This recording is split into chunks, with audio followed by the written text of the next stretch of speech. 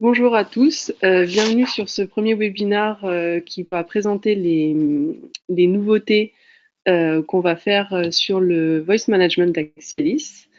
Donc je vais vous présenter quelques nouveautés, donc notamment sur le bandeau opérateur, l'interface superviseur et l'interface administrateur.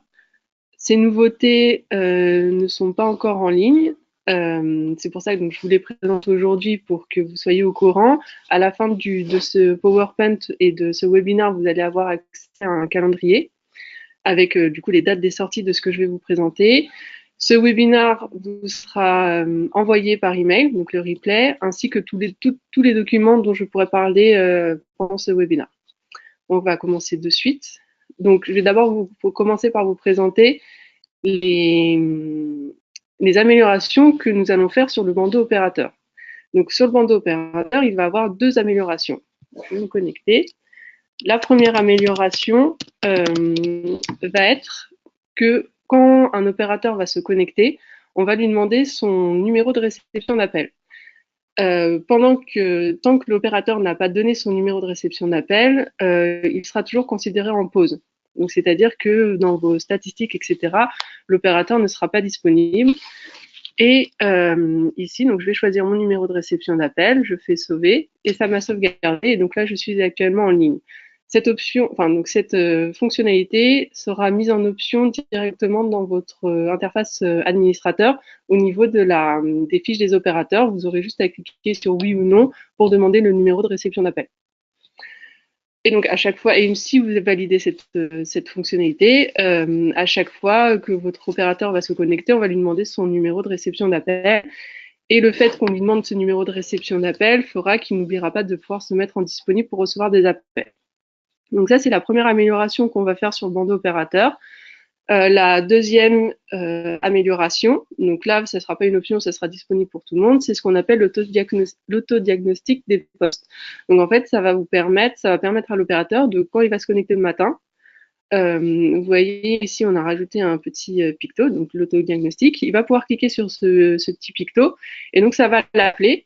Et une fois quand il va décrocher l'appel, il va avoir un message lui indiquant que son téléphone fonctionne correctement. Donc là, je vais m'appeler. Donc ça m'appelle, ça va tomber sur le numéro de réception d'appel que j'ai mis. Donc là, je décroche. J'espère que vous avez bien entendu. Validation du bon fonctionnement de votre téléphone. Voilà. Donc là, on m'indique que mon téléphone fonctionne bien et donc en tant qu'opérateur, je peux commencer la journée sachant que mon téléphone fonctionne. Tout simplement. Donc là, ça sera disponible pour tout le monde sur le bandeau opérateur. Vous n'êtes évidemment pas obligé de l'utiliser, mais comme ça, au moins, vous saurez à chaque début de journée si votre téléphone fonctionne ou non. Donc là, c'est des améliorations qui vont être mises sur le bandeau opérateur. Encore une fois, je vous ferai part du calendrier à la fin de ce webinaire pour que vous soyez au courant de toutes les améliorations.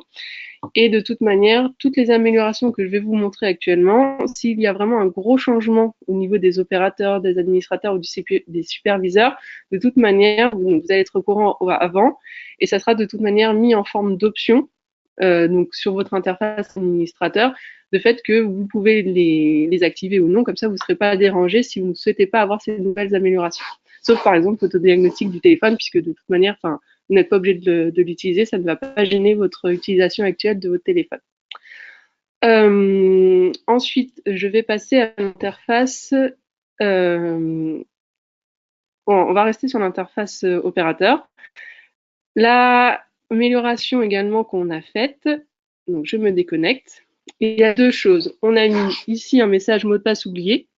Donc si par exemple votre opérateur a oublié son mot de passe parce que ça fait longtemps qu'il ne s'est pas connecté, il va pouvoir cliquer ici, renseigner son identifiant et son adresse email et un email sera automatiquement envoyé sur son adresse email pour lui rappeler son mot de passe. Et la deuxième chose qu'on a rajouté sur tout ce qui est de se loguer, c'est là par exemple, je vais essayer de me loguer en tant qu'opérateur et je vais mettre un mauvais mot de passe. Donc là, je vais essayer de me connecter. On m'a dit que tentative de connexion a échoué, donc un nouveau mot de passe a été envoyé par mail. Donc là, pour l'instant, ça me l'a fait comme ça parce que j'y avais déjà testé juste avant. Mais normalement, vous pouvez mettre jusqu'à 3 mauvais mots de passe avant d'avoir ce message qui vous indique que les mots de passe les mots de passe que vous avez renseignés sont mauvais. Donc là, vous allez recevoir un email. Donc là, bon, ça me l'a fait tout de suite, mais vous allez avoir jusqu'à 3 essais avant de recevoir un email qui a réinitialisé votre mot de passe, et donc l'opérateur pourra recevoir directement dans sa boîte mail son nouveau mot de passe. Voilà, et donc cette amélioration-là a également été faite sur le bandeau, sur l'interface superviseur. Donc ça sera exactement le même fonctionnement. Le superviseur va avoir trois tentatives de mettre un mot de passe. Si au bout de 3 tentatives, le mot de passe n'est toujours pas bon, pareil, on va lui envoyer un email sur son adresse email avec la initialisation du mot de passe. Et il aura également la petite phrase mot de passe oublié, cliquez ici. Et donc là, pareil, il devra mettre son identifiant et son mot de passe pour recevoir pour recevoir par mail son mot de passe actuel qu'il aurait oublié. Donc ça, c'est les deux améliorations, qu'on va mettre en place. Donc c'est l'anti-force brute de connexion et mot de passe oublié.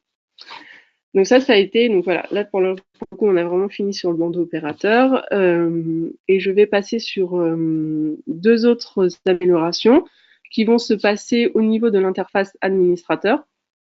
Donc là, je suis connectée en tant qu'administrateur.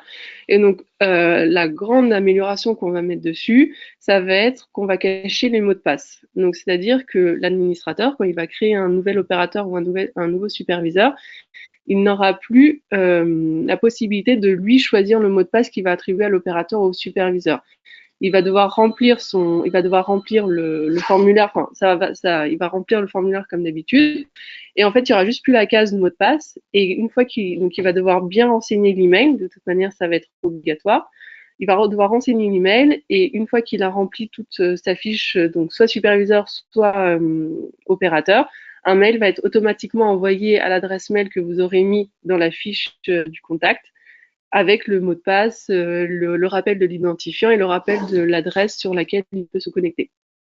Et donc là, par exemple, je suis chez un opérateur et ici, on voit que j'ai mot de passe. Par contre, en tant qu'administrateur, je n'ai pas la possibilité de mettre un mot de passe. Je peux mettre nouveau. Donc si je clique sur nouveau, ça va envoyer un nouveau mot de passe à l'opérateur, mais encore une fois, ça va lui être envoyé sur l'adresse email.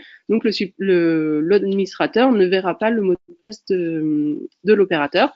Et si je vais sur superviseur, pareil, je vais ajouter un superviseur et là également j'ai l'identifiant, le nom, le prénom, etc.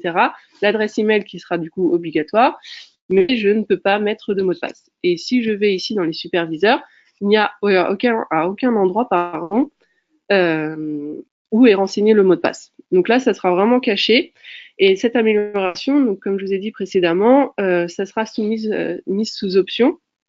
En fait, si vous voulez mettre ça en place sur votre interface administrateur, vous pouvez nous envoyer un email, donc soit à moi, soit à l'adresse adv@axis.com, demandant à mettre en place cette amélioration sur vos interfaces pour ne plus voir les mots de passe. Parce que si on vous met directement cette amélioration et que vous n'êtes pas forcément au courant ou autre, ça va un peu peut-être déranger nos utilisateurs actuels. Donc c'est pour ça qu'on va mettre ça sous forme d'option. Et donc vous nous envoyez un mail, nous on vous répond à l'option émise sur votre interface. Et donc l'administrateur ne sera plus capable de voir les mots de passe ou bien de choisir le mot de passe à la place d'un opérateur ou un superviseur. Donc ça va être l'amélioration sur l'interface administrateur. Deuxième amélioration qu'on va pouvoir voir juste ici, c'est au niveau des superviseurs. Donc au niveau des superviseurs, donc là j'y suis, ça tombe bien. Vous avez ici un nouveau, ce bouton existe déjà puisque c'était l'accès administrateur jusqu'à présent. Lorsqu'on disait lorsqu'on donnait à un superviseur le droit d'accès administrateur, il avait l'accès à vraiment toute l'interface administrative. Donc il allait pouvoir voir tous les superviseurs, tous les groupes, tous les opérateurs, etc. Enfin, vraiment, il aurait eu accès à tout ça. Aujourd'hui, ce qui va changer, c'est que quand vous allez mettre accès administrateur à un superviseur, il ne verra que les informations qui seront rattachées au groupe auquel vous lui avez donné des droits. Donc en fait, ça sera le droit ici administration où vous aurez juste à cocher la case parce que moi, par exemple, si en tant que test Cécile, je suis superviseur du groupe Accès Salon. Et donc, je souhaite avoir toutes les informations. Donc, ça veut dire le groupe en lui-même. Je vais avoir les groupes en lui-même, les sons, les stats, etc. Je vais vous montrer juste après. Et donc, en fait, j'ai cliqué ici. Je me suis mis les droits d'administration pour ce groupe-là. Ici, j'ai fait accès à l'administration. Et donc, je vais avoir accès seulement aux informations qui sont attachées à ce groupe-là. À partir d'ici également, je peux avoir accès administration numéro. Donc, c'est-à-dire que ici, vous avez la liste de tous vos numéros qui sont rattachés à votre interface. Peut-être qu'en tant qu'administrateur, vous allez dire, moi, je veux que ce superviseur-là, il ait accès à tous les numéros et pas que ceux qui sont rattachés à son groupe. Donc, en fait, je vais aller ici à accès administration numéro. Et ici, je vais pouvoir cocher les numéros que le superviseur va pouvoir voir ici. Donc, c'est-à-dire que, par exemple, un superviseur, s'il a accès au premier numéro, donc là, qui finit par 3030, si je le coche, il va avoir dans son interface administrateur en tant que superviseur, il va avoir ici dans le numéro 3030 et il va pouvoir le réaffecter à un autre SVI s'il le souhaite, etc. Donc là, il y aura juste à cocher, vous faites ensuite modifier et vous allez pouvoir voir sur l'interface superviseur donc du coup les numéros. Et donc, hop, je passe sur une interface superviseur. Donc là, je suis un superviseur qui a eu accès à l'interface administrateur. Et donc en fait, donc en fait, c'est vraiment ce superviseur-là. Vous voyez, je me suis mis les droits que pour accès à salon. Donc ici, j'ai les groupes, les campagnes, le son, les numéros et les stats. Et donc en fait, ça va être les groupes. Dans les groupes, je n'ai accès qu'au groupe accès salon. Et donc ça sera exactement pareil pour les campagnes, les sons et les numéros. Et les stats, pareil, je ne vais avoir accès qu'aux stats d'accès salon. Je ne pourrai pas modifier. Ici, dans le numéro, du coup, je n'ai aucun numéro, puisque ici, je n'ai coché aucune case. Mais si je cochais une case, ici, j'aurais du coup la liste de tous les numéros auxquels j'aurais coché. Et donc voilà, donc ça sera les améliorations que nous allons mettre en place sur les différentes interfaces. Pour revenir au calendrier, pour vous montrer les calendriers, donc je reviens ici, voilà. Donc ici, vous avez le calendrier des nouveautés. Donc tout ce que je vous ai expliqué, donc tout ce que je vais expliquer, vous allez pouvoir le revoir en webinar puisqu'on va vous envoyer le replay. Et de toute manière, il va y avoir une documentation mise à jour avec toutes les améliorations pour bien que vous sachiez comment on met en place les différentes options et où est-ce qu'on les trouve. Donc par exemple, à partir du 13 mars, donc c'était hier, vous avez déjà accès actuellement à la connexion en pause avec demande du numéro de réception d'appel. Donc c'est vraiment la première chose que je vous ai montré. Quand un opérateur va se connecter, et là je vais vous quand un opérateur va se connecter, est-ce qu'on va lui demander son numéro de réception d'appel, etc. Et en fait, on voit, donc là, je suis dans l'interface administrative au niveau des opérateurs. Et là, j'ai demandé le type de pause avant connexion, oui ou non. Donc là, j'ai coché non pour cet opérateur-là. Si je coche oui, validé, et bien là, automatiquement, à chaque fois que l'opérateur va se connecter, on va lui demander son numéro de réception d'appel. Et tant qu'il ne l'aura pas mis, il sera considéré comme indisponible et donc ne recevra pas d'appel. Donc ça, c'est ce que je vous ai montré. Donc actuellement, vous l'avez déjà sur votre interface administrative. Ensuite, nous avons aujourd'hui la connexion persistante du bandeau opérateur. Donc oui, là, pardon, je vais me reconnecter. La connexion persistante, c'est, donc là, vous voyez, ça m'a redemandé mon numéro, je le sauvegarde. C'est en fait, si je recharge la page, en fait, ça me reconnecte automatiquement. Je peux partir, revenir, le bandeau opérateur ne se déconnectera pas si je recharge la page. Et donc ça, pareil, ça va être une option qui va être mise en place dans votre interface administrative que vous pourrez retrouver dans la documentation qu'on fera suivre à la suite de ce webinaire. Et dans les jours qui suivent, donc en fait, à partir de la semaine prochaine, donc on va mettre auto-diagnostic du bandeau opérateur. Donc c'est ce que je vous ai dit, le petit picto qui appelle le téléphone de votre opérateur pour savoir si le téléphone fonctionne bien. Ensuite, à 18h, vous aurez l'anti-force brute des comptes opérateurs. Donc, le fait au bout de 3 mauvais mots de passe, on lui envoie un nouveau mot de passe à son adresse email. Le jour d'après, ça sera masquer les mots de passe des interfaces administrateurs. Donc, ça, pareil. Donc là, on va le mettre en production. Mais encore une fois, on ne va pas le mettre en production directement dans votre interface. Ça sera vraiment sous forme de droit. Donc, c'est-à-dire que même le 20 mars à 18h, si vous voyez que vous n'avez toujours pas masqué les mots de passe de l'interface administrateur, c'est normal, puisqu'en fait, il faudra nous en faire part pour nous dire oui, moi je veux cette option dans notre interface, et donc là on va vous l'activer pour vous. Et accès superviseur à l'interface administrateur, ensuite mot de passe oublié, anti-force brute des comptes administrateurs, et mise en pause de l'opérateur à la connexion. Donc ça sera une amélioration de ce que je vous ai montré actuellement par rapport à ça. Donc en fait, vous aurez le choix entre soit, quoi qu'il arrive, le bandeau se connectera en indisponible, mais soit vous demanderez le numéro de réception d'appel, soit vous ne demanderez pas, donc l'opérateur aura juste à se mettre en disponible pour commencer à recevoir des appels. Et donc voilà, donc ça sera le calendrier. Pareil, à la suite de ce webinaire, on va vous l'envoyer de toute manière par email avec le replay de ce webinaire. Et donc ça, c'est pour les différentes améliorations qu'on va mettre en place. Et je profite également de ce webinaire pour vous montrer, vous annoncer donc la mise en ligne de ce qu'on appelle le WebRTC. Donc en fait, le WebRTC intégré au Voice Management, ça va vous permettre, ça va vous permettre, pardon.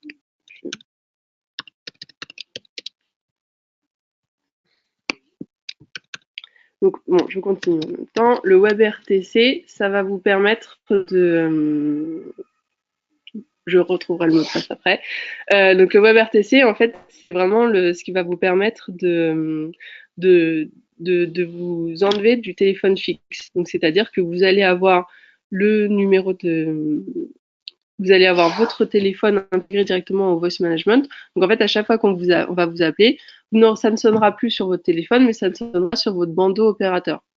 Donc, en fait, il va falloir, donc, si vous souhaitez mettre ça en place chez vous, pareil, là, on va vous envoyer à la suite de ce webinaire les différentes prérequis qu'il vous faut pour accéder à cette solution. Parce que il faut par exemple déjà avoir le Centrex chez Axialis. Si vous avez une téléphonie autre que le Centrex d'Axialis, par exemple, vous n'aurez pas accès à ce WebRTC intégré au Voice Management. Mais tout ça sera de toute façon inscrit dans la documentation qu'on va vous envoyer, et on va vous montrer comment ça fonctionne, etc. De toute manière, c'est assez simple. Et une fois que vous mettez ça en place, donc en fait, l'opérateur se connectera toujours sur son bandeau opérateur avec les mêmes mots de passe. Pareil, ça sera une option activable depuis votre interface votre interface administrative. Vous ne serez pas obligé de le mettre à tous vos opérateurs. Et donc en fait, vous pourrez mettre ça en place sur votre bandeau opérateur. L'opérateur aura juste à avoir du coup un casque audio branché à son ordinateur, puisqu'en fait tout va se passer depuis son ordinateur. Donc il faudra qu'il ait un micro et ensuite recevoir les appels depuis son navigateur. Parce qu'en effet, du coup, le téléphone sera intégré au navigateur. Donc ça marchera également si vous avez ça marchera si vous êtes intégré à des CRM maison, Salesforce, Zendesk, etc. Tout fonctionnera comme d'habitude, sauf que les appels tomberont sur votre navigateur et non plus sur un téléphone fixe. Et donc tout ça, on va vous montrer, on vous enverra la documentation juste après le webinaire. Et là, pareil, si vous voulez mettre ça en place sur si vous souhaitez mettre ça en place sur votre interface, n'hésitez pas à nous envoyer un mail à la suite de ce webinaire pour qu'on vous le mette en place. Donc voilà pour la fin de ce webinaire. Donc ici un rappel diverses adresses mail ou numéro de téléphone à qui vous pouvez vous adresser. Donc là vous avez mon adresse mail qui est affichée, et vous pouvez aussi avoir l'adresse mail de l'ADV, donc qui sera également ravi de répondre à vos questions si vous en avez à la suite de ce webinaire. En revanche, si vous en avez dès à présent, vous pouvez poser des questions dans le chat, et donc je peux y répondre si vous le souhaitez. Si vous avez des questions par rapport à tout ça.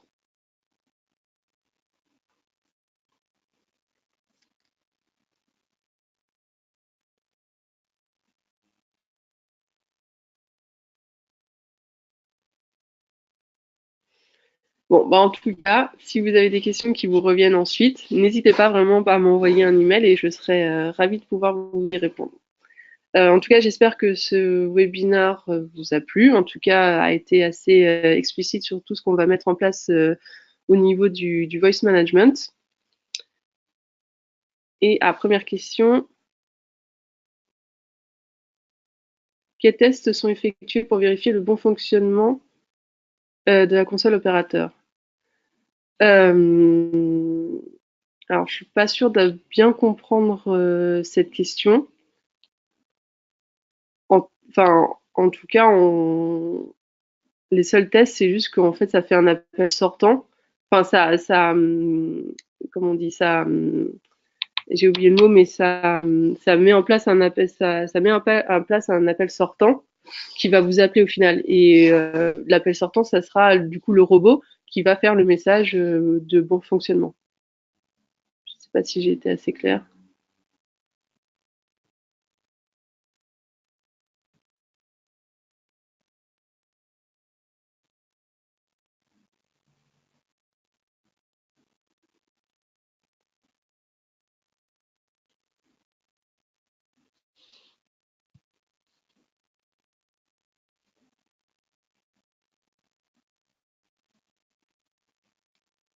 Oui, oui, oui. Alors, pour vous le dire, du coup, tout à l'heure, vous avez montré que sur la console opérateur, qu'il était possible de cliquer sur une action permettant de s'assurer que le téléphone ou le service était fonctionnel. Donc, en effet, je vais vous remontrer, du coup. Hop. Donc là, je remets ici. Donc, en fait, c'est ici, c'est vraiment ce petit picto là, sur lequel on peut cliquer. Et donc, c'est ce picto qui va nous permettre de générer, voilà, c'est le mot que je cherchais, de générer un appel sortant, enfin, de générer un appel qui va appeler donc directement le téléphone de l'opérateur. Et l'opérateur, du coup, va pouvoir écouter, donc répondre au téléphone et écouter le message indiquant que votre téléphone fonctionne correctement.